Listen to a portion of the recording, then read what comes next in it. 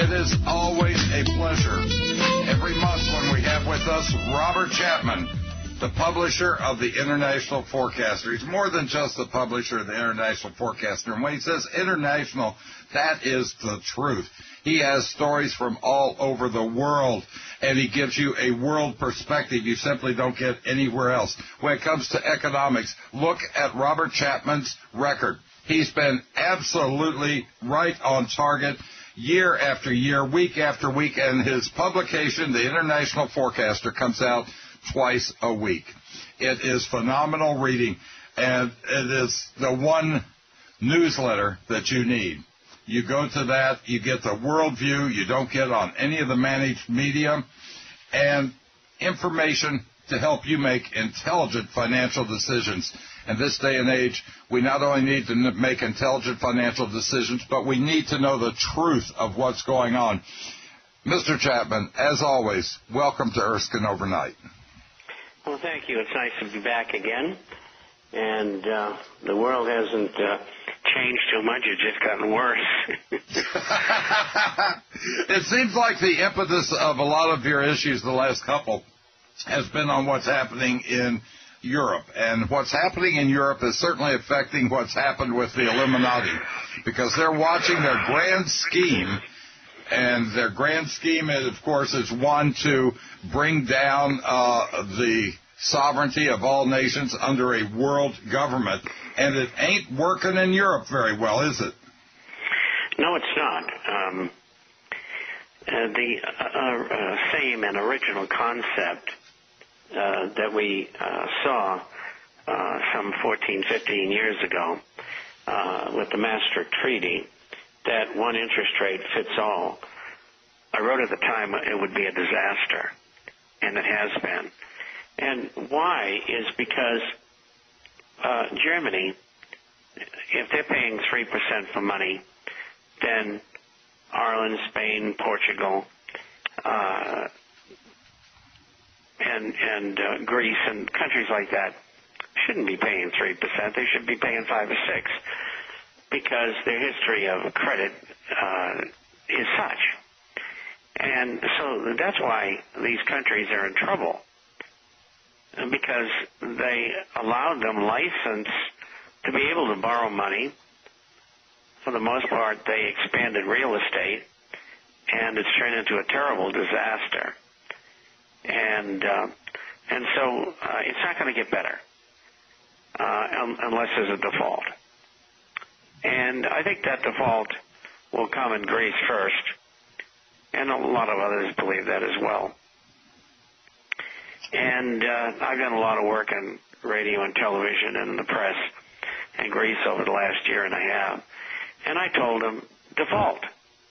The bankers should have never made the loans in the first place. The loans were made with money created out of thin air. They're 80% responsible. Let them eat it. And get rid of the euro, go to the drachma, devalue the difference by 50%, and throw these people out of your country. Well, they are taking all the assets. Up as well. They're taking all the assets. They met in Luxembourg to split up the Greek assets.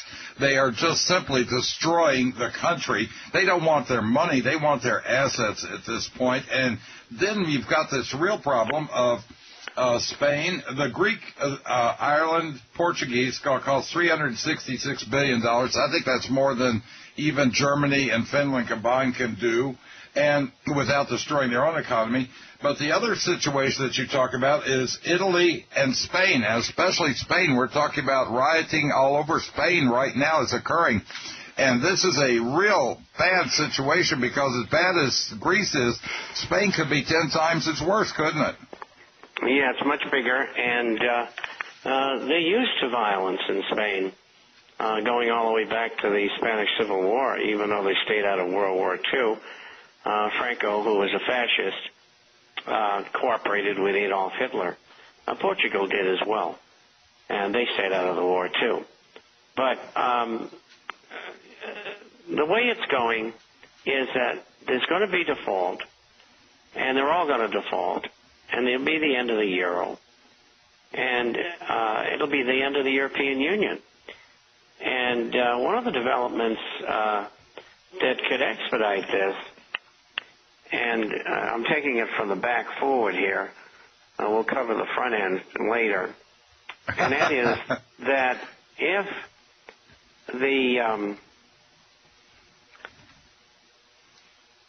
Mr. Strauss-Kahn is not going to run on the Socialist Party ticket, and I don't think he will, even if he's innocent, which quite frankly I think he is. I think the whole thing was a setup. And coming in New York, who's behind it? J.P. Morgan Chase. Who else?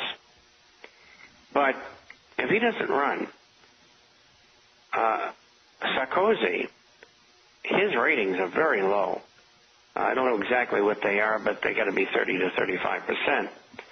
And they're going to run this woman for the socialists against him, who was defeated by him last time. Now, the third person out is the person who's going to run from the National Front, and that's Marine Le Pen. Le Pen family is a very good friends of ours. I've known them for many years, although I haven't been in touch with them in the last, 10 or 15 years or so. But I've known Marina since she was a teenager, 19, 18 years old. And she's carrying a 21% rating right now. But what's happened, she could move up to 30 and leave that race into a virtual three-way tie. And how they work it in France is there's a election, and if you don't get a certain majority, the first two people run against one another. Her father ran against a socialist, and he got 19% of the vote, and which is okay under the circumstances. And but I think she could get 30% of the vote, and if that happens, she could become president of France. And boy, wouldn't that be terrific? She wants to move France out of the EU. She wants to get rid of the euro, and she wants the illegal visitors to her country repatriated from whence they came. Well, that's happening all over Europe. You say that throughout Europe they're asking for passports, and they're asking for checks for illegals, border checks all over Europe. They've just simply had it with the illegals, haven't they? Yeah, well, Denmark started it first, asked for permission, but did it anyway. But they got the permission at random checking. And you know darn right well it's going to graduate into full checking because they found out open borders don't work. Because, I mean, look at Greece. They've got 500,000 illegal aliens in Athens alone. I mean, it's crazy. Now, the other thing that you... dumpsters and so on, I guess it's better than Asia or Northern Africa where they lived before. But the point is that the societies can't support them, which they're asking them to. And culturally, it's destroying the culture of Western Europe in each country. More when we get back with Robert Chapman, the international forecaster. So why are these governments in Europe so very, very concerned about Greece defaulting? Why don't they just let it default?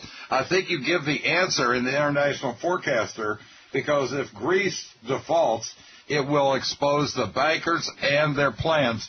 It's going to come out eventually, but they don't want their plans and they don't want what they've done to be exposed. Isn't that the main reason that they are squeezing them and doing everything they can to pay and extend debt, because they don't want their schemes exposed, their scams to come to light? Yes, that's true. And, of course, the banking is controlled by Rothschild and the royal families. And they run the Alpha Group, which runs banks in different countries. And they made the same old greedy mistakes that they always do. And they're in serious trouble. Maybe they don't think so, but they are. As a matter of fact, this Kate Middleton royal wedding, she's a Rothschild. So the House of Rothschild is now maritally bonded with the House of Windsor. Most people don't know that. That shouldn't surprise anybody. Now, in New York, Eric T. Schneiderman, who is taking the mantle from Andrew Cuomo, who's actually taking the mantle from Eliot Spitzer. He's Attorney General, going after Bank of America, Goldman Sachs, Morgan Stanley, Chase, about their loan pooling operations. Now, what this is, the other states are okaying it and taking money from these companies just to say, okay, we won't look at it any further, just pay us X amount of dollars. And he's saying, no. He's going to let a lot of the independent lawsuits go on, but these companies, he's saying, you did disclose the risk to the mortgage insurers. Your loan pooling operations covered up. This was massive fraud on the part of Bank of America, Goldman Sachs, and Morgan Stanley Chase. Is he going to get anywhere with this? I think he will, if he's not murdered. Or unless they pull something on him like they did Eliot Spitzer. Yeah, but I think it's hard to get two Spitzers in a row. I think this guy here is going to get killed. And I mean, they do anything they want. They just set up this Dominic Strauss-Kahn. I mean, a man who's worth billions. That's with a B, like in boy. Right. He doesn't attack a Ugandan Muslim maid for sexual purposes. I mean, give me a break. The guy's paying $3,000 a night for a room or a suite, and all you have to do is pick up the phone and call a bell captain and say, "You got one of those nice sweeties available?" Of course. What money range do you want to spend? And they'll say, well, what's the best cost? And I'd probably say, well, $3,000 for the evening. Good, get her. You don't do things like that. Impossible. Not when he has homes everywhere he does and spending $3,000 a night, and then they catch him on this plane with a first-class ticket. However, he did run out of there pretty quick, which shows that he may have realized that he had been set up, like you're saying. That's right. And I don't like the man. I don't like his family, which includes the Rothschilds, the Kuhns, and the Loebs, and the Jacob Schiff group. This guy is wired into the top of the Illuminati. And for them to take him down, they had to have a big reason. And that big reason is twofold. Number one, what he wanted to do was stop the bankers from screwing these third world countries that the IMF goes into and loots. He wanted the looting to end.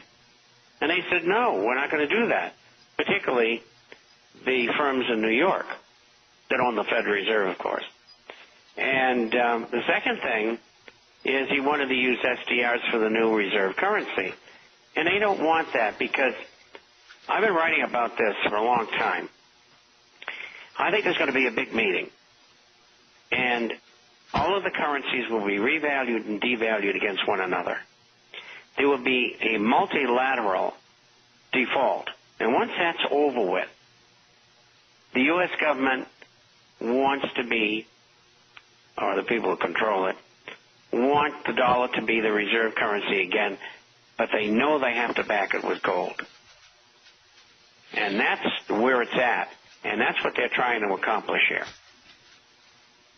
And he's kept in the middle of it, and they told him, look, we don't want you doing that, and if you do that, we're going to take you down. And they took him down. Well, according to Jim Rogers, the dollar, you say, is going to be a total disaster. The Chinese yuan is likely to be the safe currency. If what's going on is what you're saying, and it's the only way out, isn't it? What you're saying, this is their only real way out. There's no piece of cake. I mean, come on. They got 15% inflation, not 5%. They got 30 million people unemployed. Exports are slowing down. Their real estate market is way overpriced. They've been raising rates. They've been making banks hold more money on deposit and not use it as a percentage of the whole. And they have a lot of discontent in China, which you don't hear about because they block it from the news channels. And so look at it this way. In the future, you're going to see every currency in the world continue to fall versus gold and silver. It doesn't matter what currency it is. They're all fiat. And so they're going to go down. Now, you said that we've got inflation, now 6% in Europe, 12% in Britain, 10% in the U.S., going up to 14%. Next year, 25% inflation. And then you're having a deflationary depression. Now, when you're looking at this scenario that you've been laying out for a number of months, if not years, showing us what was happening, and this is exactly what has happened, exactly the way you've called it. If they have this meeting, how soon, and will this forestall the deflationary depression that we're headed toward? Well, there'll be no stalling, and the reason why is that the countries in trouble have to continue to increase money and credit. That's what quantitative easing is. If they don't, they'll all collapse. The move that the European Central Bank made maybe a month ago by raising rates, absolutely asinine. I mean, they accomplished nothing except perhaps political clout, if you may. There's going to be QE3. There has to be in the United States. And Europe's doing the same thing. They just call it something different. Question when we come back. If there has to be a QE3, we've got a lot of people in Congress who are certainly not going to vote for it. Can they get past another QE3, quantitative easing 3, which is a bailout for the country? More when we get back on Erskine Overnight. If we do a quantitative easing 3, and Chapman says that we have no choice other than to do a QE3, and if we end up doing that, and I don't think we have any choice other than to do that, if we end up doing a quantitative easing 3, you've got a lot in Congress who are certainly opposed to it. A lot of the new Republicans are certainly opposed to it. And how are they going to get this by when they barely got by QE2, quantitative easing? Now, quantitative easing means they just run the presses and print up a lot of extra money, doesn't it? Well, that's right. But I don't expect that there will be stimulus 3. And the reason why I don't think there will be is that nothing is going to get passed that spends money because they're trying to come to a conclusion on extending debt right now, which is, I don't know, in August or something like that. They keep on putting it off. And, of course, how they're funding the government in the meantime is expropriating money from the retirement plans of federal workers to keep the government going, which should teach you a lesson. Because next in line is 401ks and IRAs, and sooner or later they're going to come after them. And so all you people that say, well, I'll wait, you're fooling yourself. I would be getting out because they want to offer you either treasuries or a government-guaranteed annuity, both of which are not worth the paper that they're written on. And so that's what's in the cards. But they're not going to get any legislation like they did the last two times, $850 billion and $862 billion. That's not going to happen. So what's going to happen? The privately owned Federal Reserve is going to they're going to go ahead with something they will not call QE3, but they're going to go ahead and they're going to spend, and this is money they create out of thin air, a minimum of $1.6 trillion, and probably somewhere in the vicinity of $2.5 trillion. And that should take us, as you mentioned earlier, into hyperinflation to 50% inflation. You have a very interesting statement in Saturday's International Forecast. You say, that banking Wall Street control the government. Wall Street doesn't use inside information. They create it. They create it. They create their own inside information. It's a rigged game. If you don't realize that, you don't realize anything about the way the markets are functioning. All these stockbrokers and all the different people there, nobody has more experience than Mr. Chapman, and you have seen it. It is a rigged game. Make no mistake about it. Now, one of the things that I thought you brought out that I found to be especially significant, 2001 we had a surplus, and they were predicting a 5.6 trillion surplus the next decade. 2002 Bush and the deficits all hit in, and we haven't had a surplus since, and we're running in more red ink that's just absolutely overwhelming us. We had a chance to turn the country around and blew it. This was done on purpose? I think so. Incredible. Absolutely incredible. Now, the court ruled that Fitch, S&P, Moody's, all they issued were opinions, and they had no liability. So when they do all these ratings, they're only opinions? Is that what they ruled? I mean, what a ridiculous ruling that was, Mr. Chapman. The court system, the rating system, Wall Street, banking, government, they're all in on it. They're all crooks. It's a crime syndicate. That's what we're dealing with here. High-priced criminals. Now, you've got the other thing that I'd like to talk to you about and get your opinion on. Goldman Sachs lied to Congress, according to congressional reports, Senator Levin, and they stole from their own customers. Their customers don't seem to mind, and there's going to be no prosecution for them lying to Congress as Goldman Sachs and all the executives. They all ought to be up on charges. Well, they all belong to the Illuminati, and Illuminists don't go to jail. We can scratch one exception, but that game isn't over with Strauss-Kahn yet. And I think you're going to find out that he's going to be found innocent. But they will have accomplished what they want. They got him out of the IMF, and that's what they wanted. And they want to put their own man in, which is Lipsky, and he's from J.P. Morgan Chase. Although the Europeans are howling, that's our seat, and we want one of our own in there. So we'll have to see what happens. But I don't think the Strauss-Kahn is going to do any time. Now, the other thing that I found to be extraordinary, you give out such good information on everything from health to finances, that charities. The Red Cross CEO, $651,957 a year plus expenses. United Way, $375,000 plus expenses. The one that really was startling to me is the kids who go trick-or-treating for UNICEF. Wonderful organization. The guy in charge of that, $1.2 million a year plus expenses, plus a Rolls Royce, and less than 5 cents goes to help anybody in any other country. Less than a nickel. That is criminal. Salvation Army, fell in charge of that. Guess how much he's making? He's pulling down $13,000 a year, but he has his housing associated with it. 96% goes to help people. And the American Legion, zero salary. And a lot of their money goes to help a lot of the veterans and a lot of the people in need.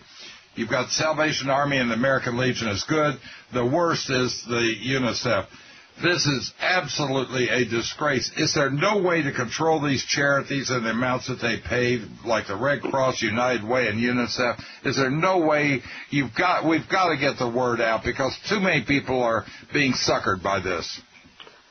Well, they're all part of the crime syndicate, and that's what it is.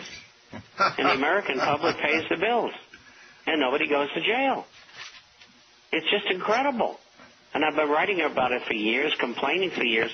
In fact, my complaints were so loud, not only did the government hate me since the 1960s, but what I write and what I have to say on radio, they'd like to throttle me if they could find me.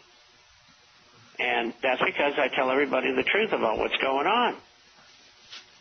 You are making inroads because every now and then I hear somebody quoting something that you've said, and I am sure that you have a lot of the people in the know who are reading the International Forecaster, and they're coming up, and you're hearing sometimes, I think you are making a difference, and you're certainly making a difference with the American public because you're on a number of different stations, a number of different places, and people are listening to what you're saying. More and more people are getting fed up, I believe, in America today, don't you? They are, but they really don't know what to do about it. They try to go through the legal channels, which is the House of Representatives and the Senate, but it's not doing them any good. The Illuminists have already bought 95% of them. They own the court system. I mean, look at the rabble that we have in the Supreme Court, and it's rabble is what it is. No question about it. No question about it, and they're doing away with our rights every single day. More when we get back with Robert Chapman, the International Forecaster.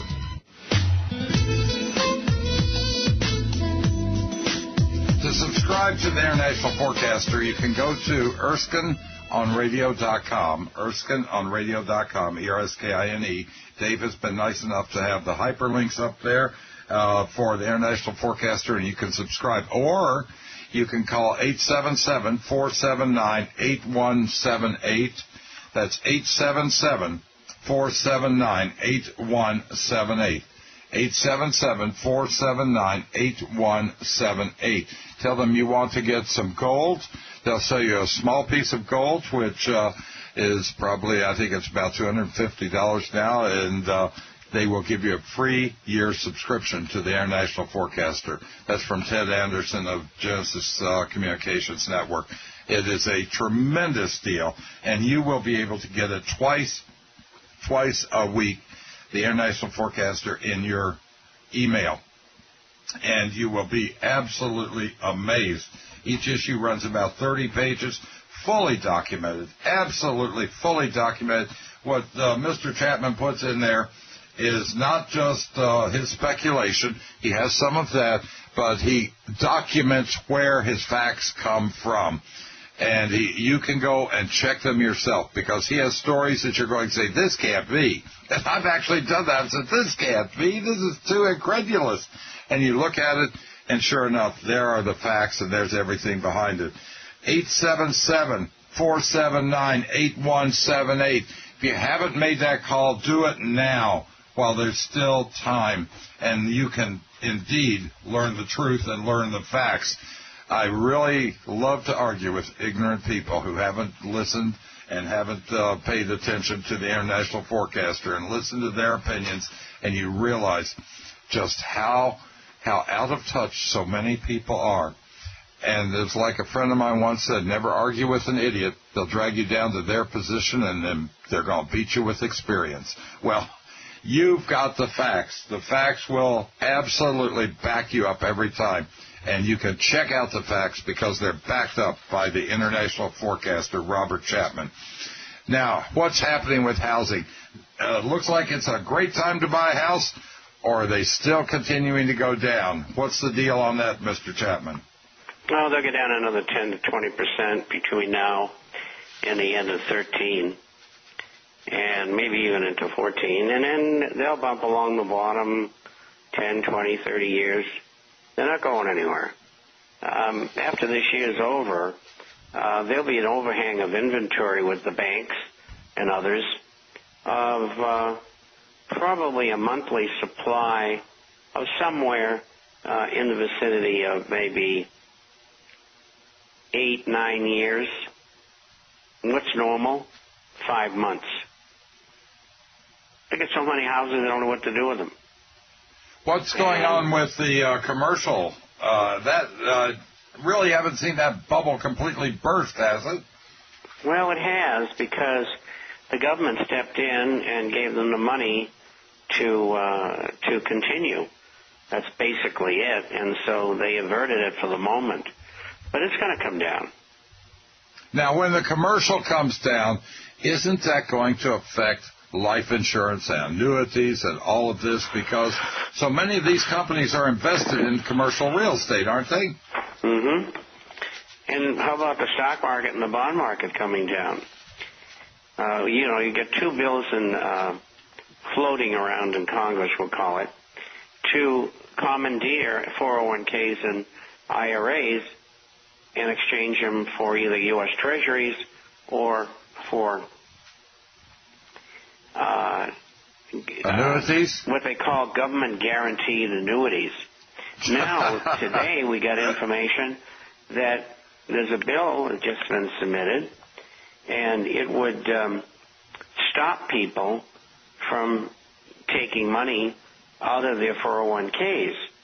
And the reason they want to do that is that there's been a stampede on for people to get their money out of there because they think the stock market's going to go down, and that's where most of the money is invested.